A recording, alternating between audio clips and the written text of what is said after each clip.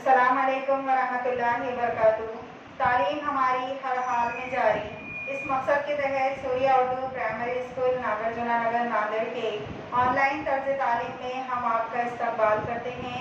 जमात शशम मज़मून तारीख सबक नंबर 4 वैदिक तहजीब। आगे का पैराग्राफ पढ़ेंगे। क्या आप जानते हैं घोड़े को अश्व कहते हैं। किसी इंजन की ताकत इसकी इकाई की निस्बत से नापने के लिए जो इकाई इस्तेमाल की जाती है उसे अश्व शक्ति या हॉर्स पावर कहते हैं।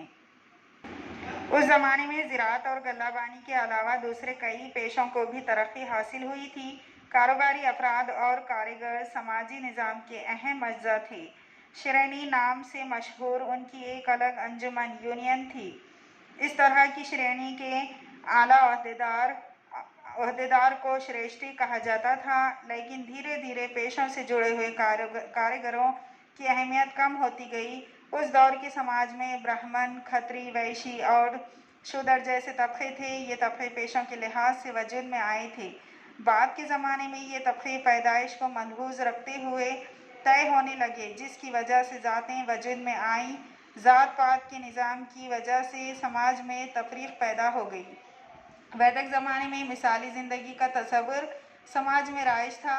इस तस्वुर के मुताबिक पैदाइश से मौत तक के 4 मरहलों को 4 आश्रम कहा गया है। पहला आश्रम ब्रह्मचारी आश्रम था। उस ज़माने में गुरु की सोहबत में रहकर तालीम हासिल की जाती थी।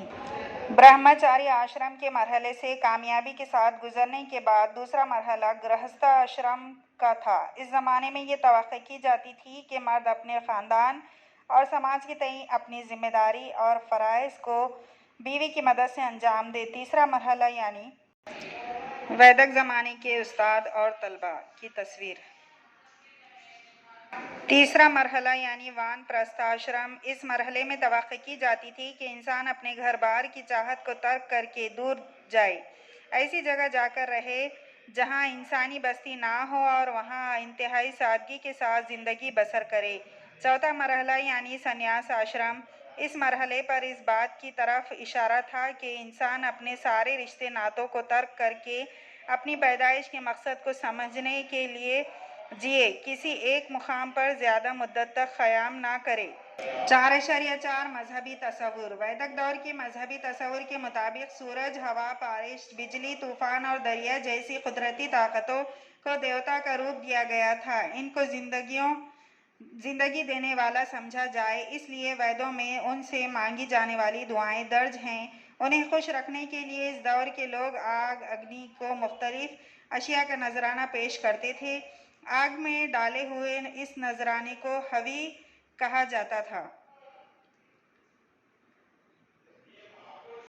इस तरह अग्नि में हवी नज़र करने का अमल यज्ञ कहलाता था। इब्तिदा में यज्ञ की रस्मात की नौइयत आसान थी। बाद के ज़माने में इनके उसूल बहुत ज़्यादा पेचीदा और मुश्किल होते चले गए, इसलिए इन मुश्किल रस्मात को अंजाम देने पुरोहितों की अहमियत में इजाफा हुआ। वैदिक ज़माने के लोगों ने इस बात पर भी गौर व खौस किया था कि कायनात का निज़ाम किस तरह चलता है। मौसम गर्मा के बाद मौसम बरसात आता है, मौसम बरसात के बाद मौसम सरमा का आगाज़ होता है। ये तयशुदा कायनाती चक्कर है। कायनाती चक्कर और इसकी रफ्तार से गर्दिश करने वाले ज़िंदगी के चक्कर को वैदिक ज़माने के लोगों ने रुत मौसम का नाम दिया था। हैवानी ज़िंदगी का चक्कर भी कायनाती चक्कर ही का एक हिस्सा है। कायनाती चक्कर में किसी किस्म की खराबी या बिगाड़ पैदा हो जाए तो मुसीबतें आती हैं, इसलिए हर किसी को इस बात का ख्याल रखना चाहिए कि बिगाड़ पैदा ना हो। कायनात के उसूलों को ना तोड़ना ही मजहबी उसूलों की पासदारी समझा जाता था। 4.5 निज़ाम हुकूमत। वैदिक दौर में हर देही बस्ती का एक सरबराह हुआ करता था। इसे ग्रामनी कहा जाता था। कई देही बस्तियों के मजमुए को विश कहते थे। विश के सरबराह को विशपति कहते थे। कई विश मिलाकर जन बनता था। आगे चलकर जब जन किसी इलाके में जम हो जाता तब उस इलाके को जनपद कहा जाता। जनपद यानी रियासत या सूबा। जन के सरबराह को नर्प या राजा कहा जाता। अवाम की हिफाजत करना, महसूल जमा करना और उम्दा तरीक़े से हुकूमत के उमूर अंजाम देना राजा के फ़राइज़ में शामिल था। उमूर हुकूमत को बेहतर और उम्दा तरीके से अंजाम देने में माविनत के लिए राजा अफसरान मुकर्रर किया करता था। पुरोहित, पुजारी और सेनापति, सिपह सालार बेहद अहम अफसरान हुआ करते थे। महसूल टैक्स वसूल करने के लिए मुकर्रर किए हुए अफसर को भागदुग कहा जाता था। भाग का मतलब हिस्सा होता है। जन की पैदावार यानी आमदनी से राजा का भाग हिस्सा जमा करने का काम भागदुग का होता था। राजा की रहनुमाई के लिए 4 इदारे सभा, समिति, विधत और जन थे। इनमें रियासत के लोग शरीक होते। सभा और विधत जैसे इदारों के कामकाज में खवातीन का ताउन भी होता था। रियासत के मौमर अफराद पर मुश्तमिल मजलिस को सभा और आम लोगों की जनरल मीटिंग को समिति कहा जाता था। समिति के लोगों का ताउन हासिल होता था। आगे चलकर वैदिक फिक्री रुझान में स्मृति और पुराण नामी अदब तख्लीक हुआ। वैद, स्मृति, पुराण, मुकामी अवामी रुझान वगैरह पर मुबनी मजहबी रुझान ने एक ज़माना गुजर जाने के बाद हिंदू नाम से अपनी शनाख्त बनाई। कदीम भारत में यज्ञ की रसूमात और ज़ात पात के निज़ाम से मुताल्लिक़ वैदिक धारे की बनिस्बत मतन्नु किरदार के हामिल मजहबी रुझान मौजूद थे।